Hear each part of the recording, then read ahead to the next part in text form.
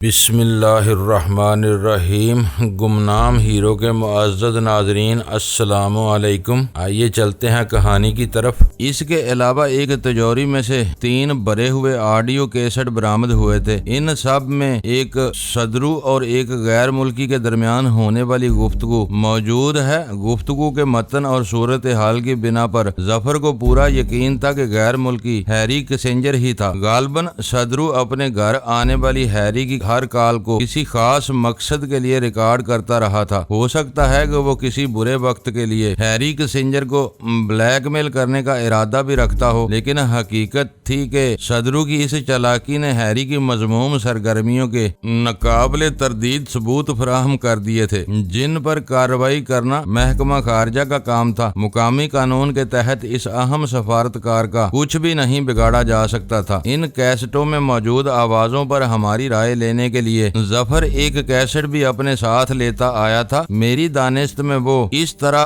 Vera کو مروب یا متاثر کرنے کے چکر میں تھا۔ صدرو ہم تینوں کے لیے اس اعتبار سے اجنبی تھا کہ ہم میں سے کسی نے بھی اس کی آواز نہیں سنی تھی، لیکن دوسری آواز بلا مبالغہ ہیری کسنجر کی تھی۔ ظفر نے گفتگو کا جو حصہ ہمیں سنایا وہ میرے بارے میں تھا۔ ہیری کی ہدایت تھی کہ ڈینی کو ہر قیمت پر جلد از جلد تلاش کیا جائے۔ نیچے کیا صورتحال ہے؟ کیسٹ سے فارغ ہونے کے بعد ویرا نے بے تکلفانہ انداز میں ظفر سے پوچھا۔ ایسے واقعات کے بعد کشیدگی اور خوف و ہراس کی لہر پھیل جاتی ہے، ظفر نے مسکراتے ہوئے کہا۔ پورا بازار بھی بند پڑا ہوا ہے اور لوگ ٹولیوں کی صورت میں جا بجا جمع ہیں۔ اور پولیس کیا کر رہی ہے؟ ویرا نے متجسس لہجے میں سوال کیا۔ انہیں کچھ کرنا ہی نہیں تھا، ظفر سے پہلے میں بول پڑا۔ وہ لوگ خانہ پوری کر کے چلے گئے ہوں گے۔ تم ٹھیک کہہ رہے ہو، ظفر نے میری تائید کی۔ البتہ میرے 3 آدمی اب بھی نیچے موجود ہیں۔ ان کے سادہ لباسوں میں مہلک اور دور مار ہتھیار چھپے ہوئے ہیں۔ ویرا خوبصورت اور متناسب الاعضاء ہونے کے ساتھ ہی اپنے نسوانی ہتھیاروں کے بھرپور استعمال پر ملکہ رکھتی تھی، اس لیے وہ تجاہل عارفانہ سے کام لے کر اپنی ادائیں دکھاتی رہی۔ اس کی مترنم اور رسیلی ہنسی ظفر کو بھی خوش مزاجی کا مظاہرہ کرنے پر مجبور کر رہی تھی۔ جب ان دونوں کے درمیان بے تکلفی کی فضا قائم ہو گئی تو میں خاموشی کے ساتھ وہاں سے اٹھ گیا۔ سلطان شاہ بیدار ہو چکا تھا اور کسی کو بھی اپنی طرف متوجہ کیے بغیر کچن میں گھس کر اپنے لیے ناشتہ تیار کر رہا تھا۔ میں بھی اس کی مدد کے بہانے وہیں پہنچ گیا۔ ڈرائنگ روم میں وہ دونوں اپنی باتوں میں اتنے منہمک تھے کہ کچن سے اٹھنے والی چائے کی اشتہا انگیز خوشبو بھی ان کے اعصاب پر اثر انداز نہیں ہو سکی، اور میں نے انہیں چھیڑے بغیر اپنی چائے کی پیالی لے کر سلطان شاہ کے ساتھ اس کی خوابگاہ میں گھس گیا۔ کیا بات ہے، تم نے ظفر کو ویرا کے ساتھ اکیلا کیوں چھوڑا ہوا ہے؟ میرے بیٹھتے ہی سلطان شاہ نے مجھے اشتباہ آمیز نظروں سے گھورتے ہوئے سوال کیا۔ ان دونوں میں سے کوئی بھی نابالغ یا بے وقوف نہیں ہے، اس لیے میں نے کباب میں ہڈی بننے کے بجائے وہاں سے اٹھ جانا ہی مناسب سمجھا۔ جب باتوں سے دل بھر جائے گا تو ان میں سے کوئی خود ہی ہمیں آواز دے لے گا۔ میں نے اس کے بستر پر پاؤں پسار کر دراز ہوتے ہوئے کہا۔ عمر کے اعتبار سے شاید ظفر ویرا سے بڑا ہو، لیکن وہ بہت شاطر اور مکار عورت ہے۔ ایسا نہ ہو کہ وہ ظفر کو کوئی الٹی پٹی پڑھا دے۔ تمہیں وہاں سے نہیں اٹھنا چاہیے تھا۔ سلطان شاہ کا لہجہ ملامت آمیز تھا۔ اگر کوئی خود ہی الٹی پٹی پڑھنا چاہے تو اسے کون روک سکتا ہے؟ میں نے کہا۔ وہ ایس ٹی ایف کا ایک اہم افسر ہے، اسے کسی جال سے بچائے رکھنا ہمارا فرض بنتا ہے، صرف اسی وقت جب وہ بے خبر ہو۔ ویرا کے بارے میں وہ ہر بات سے باخبر ہے۔ وہ کمبخت مردوں کو رجانے کے فن میں یکتا ہے، ہونٹوں، آنکھوں اور اشاروں تک سے کام لینا جانتی ہے۔ سلطان شاہ بڑبڑاتے ہوئے بولا، ایسا نہ ہو کہ وہ ظفر سے کوئی اہم راز اگلوا لے۔ میں دھیمے سے ہنس دیا۔ بہت ریسرچ کی ہے تم نے ویرا پر۔ ویسے تم فکر نہ کرو، وہ آج واپس جا رہی ہے، اس لیے ظفر کو کوئی شدید نقصان نہیں پہنچا سکے گی۔ باتوں سے اس کا اخلاق زیادہ نہیں بگڑے گا۔ تھوڑی دیر بعد ویرا نے ہی مجھے آواز دینے میں پہل کی اور میں ہنستا ہوا وہاں پہنچ گیا۔ ابتدا میں پیدا ہونے والی بدترین غلط فہمیوں اور تلخیوں کے بعد یہ دوستی بڑی مبارک ہے۔ میں نے ان دونوں کے درمیان پائی جانے والی دوستانہ گرمجوشی پر کہا۔ امید ہے کہ اب کرنل جیسی جونز اور اس کے دستے راز سے آشنائی کے مسائل طے ہو چکے ہوں گے۔ ہم اس تلخی کو بھول چکے ہیں، ظفر نے خوش دلی کے ساتھ کہا۔ ہاں ابھی تو ذکر نہ کرتے تو مجھے یاد بھی نہ آتا کہ ویرا سے میری کوئی جھڑپ ہوئی تھی۔ اپنی پیشہ ورانہ مجبوریوں سے قطع نظر یہ اندر سے بہت سیدھی سادی اور معصوم لڑکی ہے جسے آج تک کوئی سچا ہمدرد نہیں مل سکا۔ ظفر کی سنجیدگی پر میرا دل چاہا کہ میں دونوں ہاتھوں سے اپنا سر پیٹ لوں۔ آخر کار وہی ہوا تھا جس کا سلطان شاہ کو اندیشہ تھا۔ ویرا مجھ سے نگاہیں چرائے زیر لب مسکرا رہی تھی۔ مجھے خوشی ہے کہ اس سنگین دوراہے پر ویرا سے تمہاری ملاقات ہو گئی، میں نے جلے بھنے لہجے میں کہا۔ اب اپنا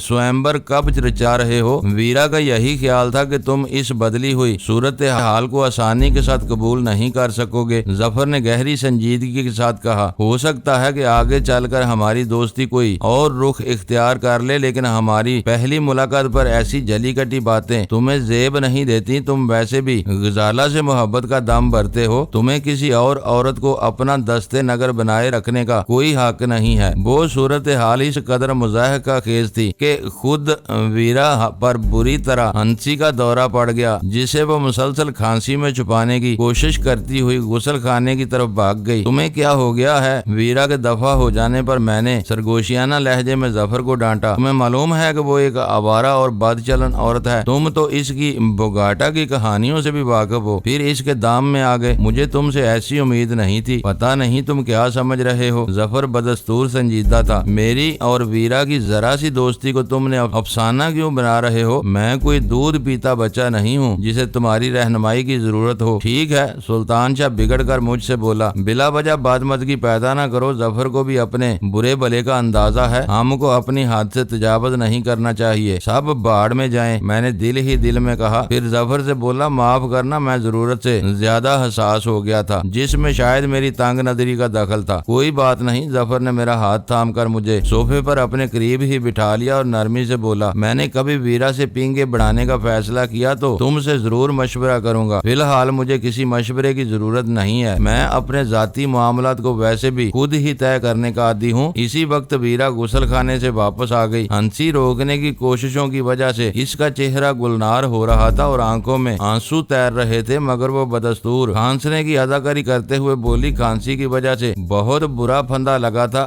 ابھی تک گلے میں خراشیں پڑی ہوئی ہیں۔ کچھ دیر خاموش رہو گی تو خراشیں دور ہو جائیں گی، میں نے اسے گھورتے ہوئے کہا۔ اب تو ویسے بھی میری روانگی کا وقت ہو رہا ہے۔ ویرا اپنی ریسٹ واچ پر نگاہ ڈالتے ہوئے شرارت امیز لہجے میں بولی، راستے میں کوئی ڈراپس لے لوں گی، پھر تیاری کر لو، میں ہی تمہیں ایئرپورٹ پر چھوڑ دوں گا۔ ظفر نے پیشکش کی، سلطان شاہ زخمی ہے، ڈینی کے لیے بھی آج باہر نہ نکلنا مناسب ہوگا۔ سلطان شاہ نے معنی خیز نظروں سے میری طرف دیکھا اور میں نے اپنا سر جھکا لیا۔ مجھے کیا تیاری کرنی ہے؟ پرس اٹھاؤں گی اور چل دوں گی۔ ویرا ظفر سے نظریں بچا کر مجھے آنکھ مارتے ہوئے بولی، ہاں، کوئٹہ سے آگے کے سفر کے لیے تیاریوں کی ضرورت پیش آئے گی، یہ خیال رکھنا کہ تم اپنا پستول جہاز پر نہیں لے جا سکو گی۔ ظفر نے اسے یاد دلا دیا۔ ویرا نے اپنا ننھا سا پستول اپنے پرس سے نکال کر میری طرف اچھال دیا۔ ظفر اپنی جگہ سے اٹھا تو سب ہی سنجیدہ ہو گئے۔ ویرا ہم سب سے رخصت ہو کر ایک بہت بڑے مشن پر جا رہی تھی۔ وہ کوئی سرکاری مشن نہیں تھا، بس ہم سب کی مخلصانہ کوششوں کا ثمر تھا کہ ہمیں اپنے ملک کی بڑھتی ہوئی ایٹمی استعداد کے خلاف ایک بھیانک بین الاقوامی سازش کا سراغ مل گیا تھا، جس کے تحت ایران سے سڑک کے راستے آنے والے ایٹمی ساز و سامان اور حساس ترین آلات کی 600 ٹن وزنی کھیپ کو ایک خلائی اشارے کے ذریعے تباہ کیا جانا تھا۔ ویرا کا مشن اتنا تھا کہ خلائی اشارے سے حرکت میں آنے والے ہولناک بارودی ذخیرے پر مشتمل ہیٹ ایکسچینجر کو پوری کھیپ سے الگ کر کے تباہ کرا دے، تاکہ بھیانک تباہی کا سرچشمہ ختم ہونے کے ساتھ ہی باقیہ ساز و سامان کسی خطرے کے بغیر پاکستان پہنچ جائے۔ ویرا نے نہایت گرم جوشی کے ساتھ مجھ سے ہاتھ ملاتے ہوئے اس امید کا اظہار کیا کہ اسے ایران سے پاکستان واپس لوٹنے کا موقع ملا تو وہ ایک بار پھر ہم سے ملے گی۔ غزالہ کے بارے میں وہ اداس اور شرمندہ تھی، لیکن جو کچھ ہو رہا تھا وہ اس کے اختیار سے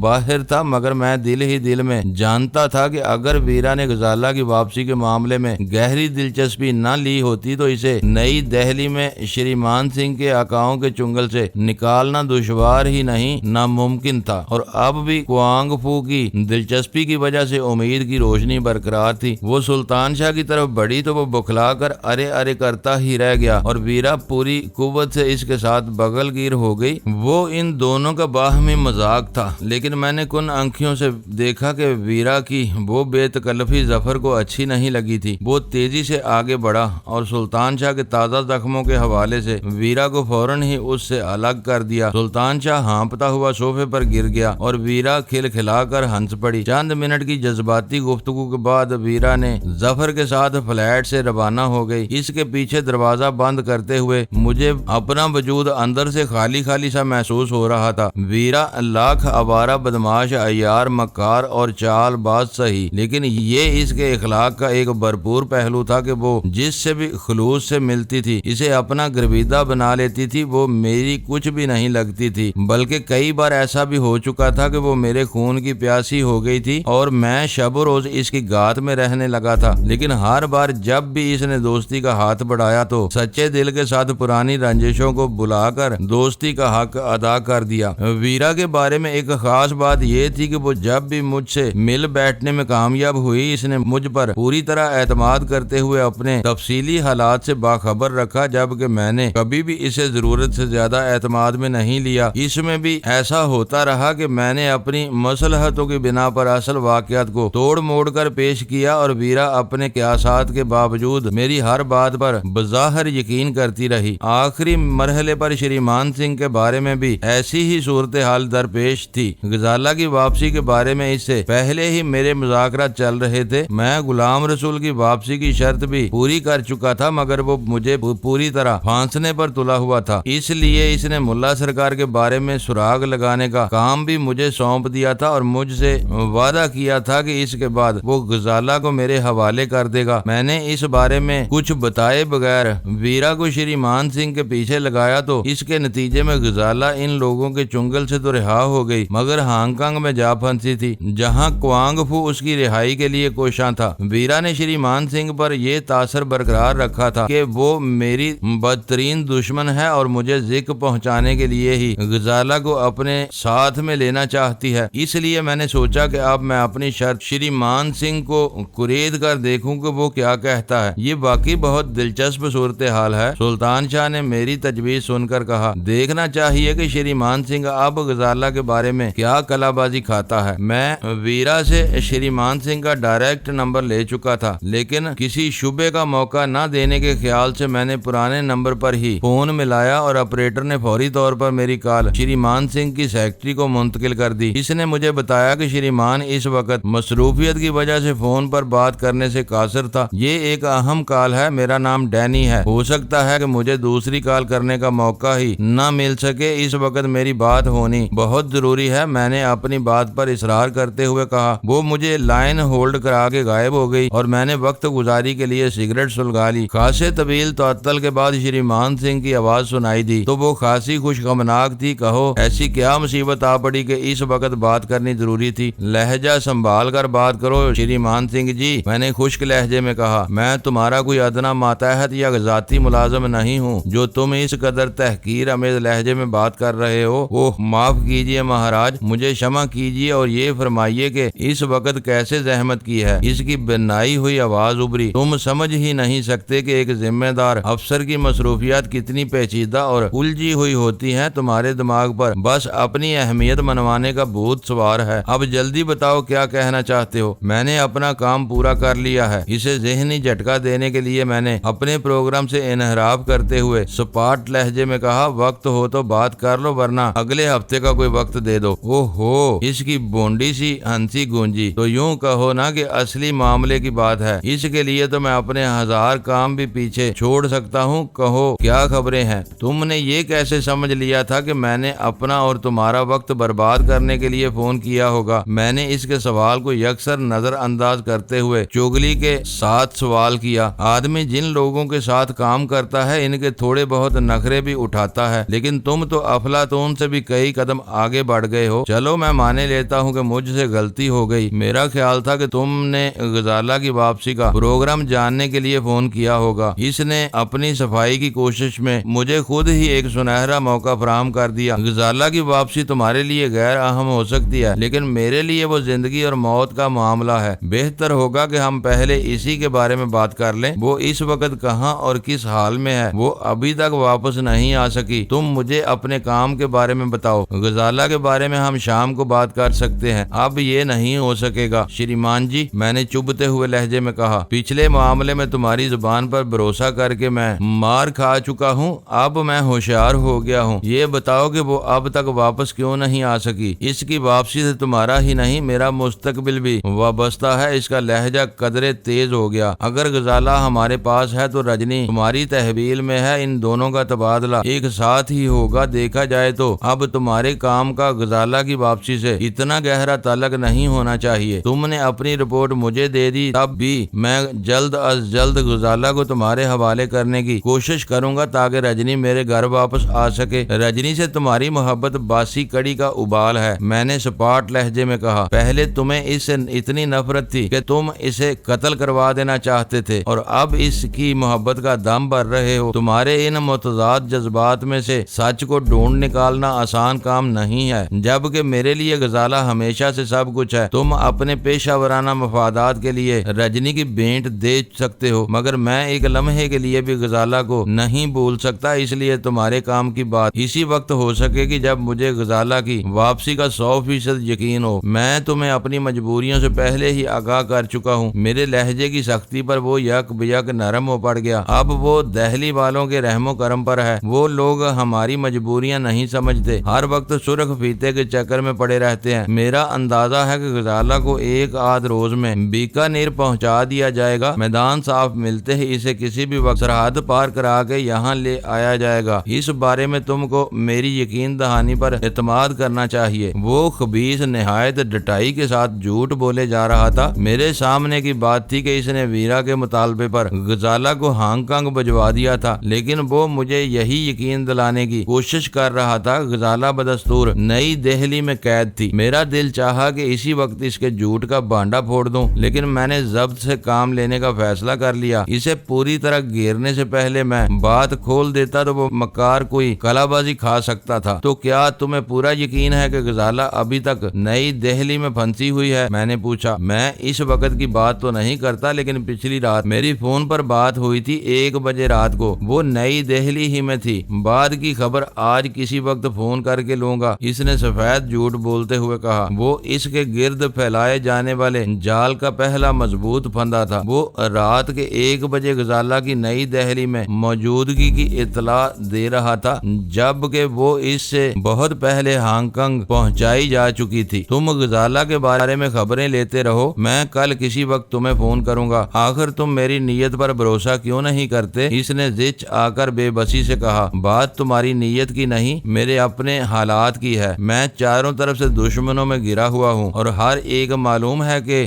غزالہ میری بہت بڑی کمزوری ہے۔ اگر وہ تمہارے ہاتھوں سے نکل کر کسی اور کی تحویل میں چلی گئی تو میں کہیں کا بھی نہیں رہوں گا۔ تمہیں مستعدی کے ساتھ غزالہ کی واپسی کے کام لگائے رکھنے کے لیے ضروری ہے کہ میں تمہیں آخر تک تحقیقات کی ہوا نہ لگنے دوں۔ تم مجھ پر مسلسل رقیق حملے کیے جا رہے ہو۔ اس احتجاج کیا۔ پہلے رجنی کے ساتھ میری دلی محبت پر شبہ ظاہر کیا، اب ہمیں بالکل ہی بزدل اور بودا کہہ رہے ہو۔ میں نے تمہیں کب بزدل یا بودا کہا؟ میں نے انجان بنے حیرت سے سوال کیا۔ تمہارا مقصد یہی تھا کہ اس نے اصرار کیا۔ تم ہمیں قابل بھی نہیں سمجھتے کہ ہم اپنے ایک قیدی کو حفاظت کے ساتھ اپنی تحویل میں رکھ سکیں۔ ہمارے قبضے سے کسی کو نکال لے جانا بچوں کا کھیل نہیں ہے۔ مجھے اپنے ذرائع سے ملنے والی خبروں پر اعتماد کرنا پڑتا ہے۔ وہ خبریں تشویشناک ہیں۔ تمہارے آدمی تمہیں گمراہ کرتے ہیں۔ تمہاری نظروں میں اپنی وقت بڑھانے کے لیے وہ پہلے ایسی حوصلہ شکن خبریں دیتے ہیں، پھر تمہیں بتائیں گے کہ انہوں نے ساری رکاوٹوں کو دور کر کے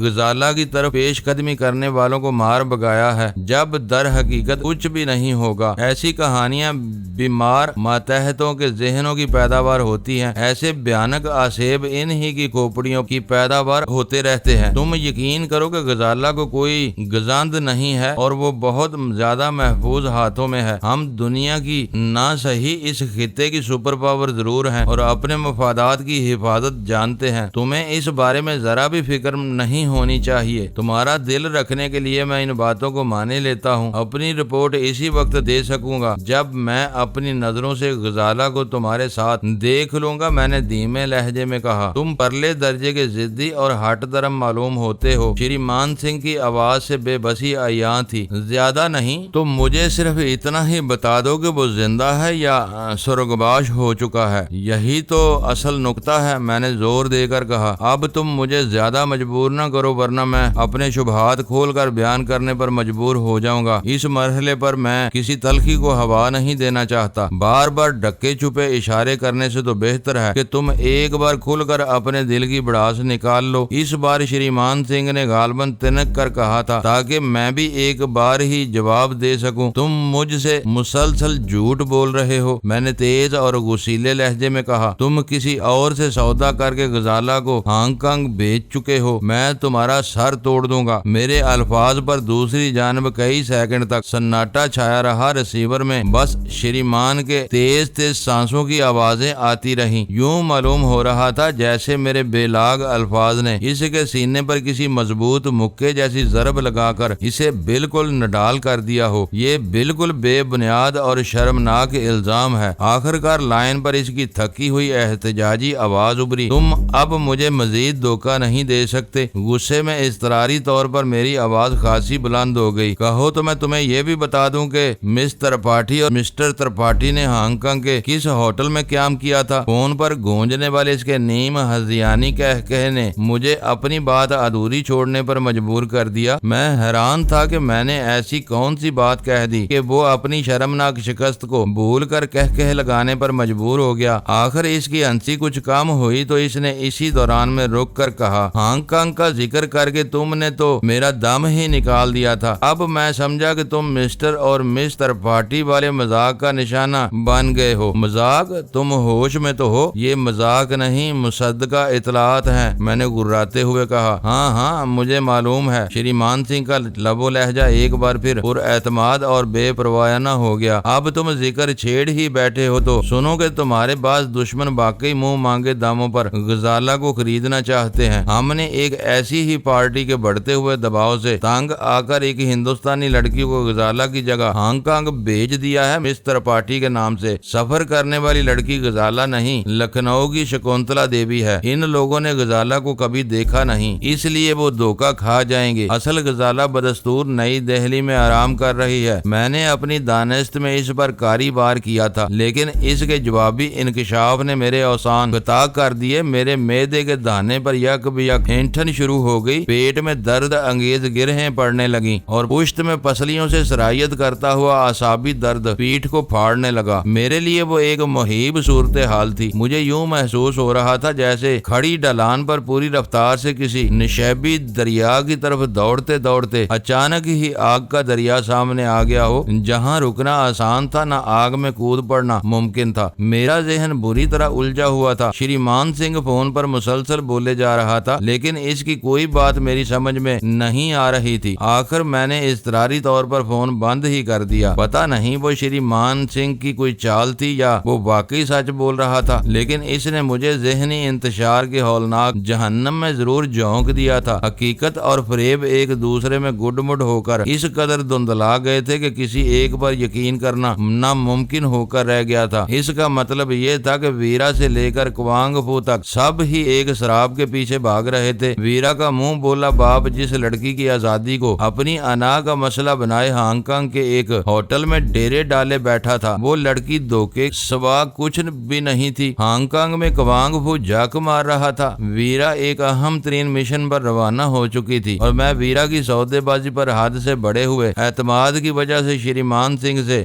خاصا بگاڑ پیدا کر چکا تھا، جبکہ غزالہ اسی مردود کے ساتھیوں کی قید میں تھی۔ میری سمجھ میں نہیں آ رہا تھا کہ وہ پرپیچ گتھی کیسے سلجھ سکے گی۔ سلطان شاہ کچھ دیر تک دور بیٹھا میری حرکات و سکنات کا جائزہ لیتا رہا۔ اس کی آنکھیں کسی گہری سوچ میں ڈوبی ہوئی تھیں۔ پھر جب میں نے اپنے جسم کے مختلف حصوں میں اٹھنے والی درد کی ٹیسوں سے بکھلا کر صوفے پر نیم دراز ہوا تو وہ نرمی سے میرے قریب آ بیٹھا۔ تم اپنے دل پر اثر نہ لو، اس نے میرا ہاتھ دباتے ہوئے کہا۔ شریمان سنگھ ایک سیکرٹ ایجنٹ ہی نہیں، منجا ہوا سفارتکار بھی ہے۔ تمہاری زبان سے ہانگ کانگ کا حوالہ سن کر اسے چپ لگ گئی تھی۔ ترپاٹھی کے نام پر اسے ایک راہ سوجھ گئی اور اس نے پینترا بدل دیا۔ تم خود غور کرو کہ اگر اس کی کہانی میں ذرا سی بھی حقیقت ہوتی تو وہ ترپاٹھیوں سے پہلے ہانگ کانگ کا ذکر سنتے ہی اسے کھل جانا چاہیے تھا۔ اس نے ہاری ہوئی بازی جیت لی، ایک چال چلی اور تم اس کے داؤ میں پھنس گئے۔ اگر تم اضطراری رد عمل کا شکار نہ ہو گئے ہوتے تو وہ تمہاری جرح کے جواب میں زیادہ دیر تک نہیں ٹھہر سکتا تھا، لیکن اس کی باتیں بہت اہم تھیں۔ اس نے کھل کر کہا تھا کہ ان لوگوں نے غزالہ کو نہیں دیکھا، اس لیے وہ دھوکہ کھا جائیں گے۔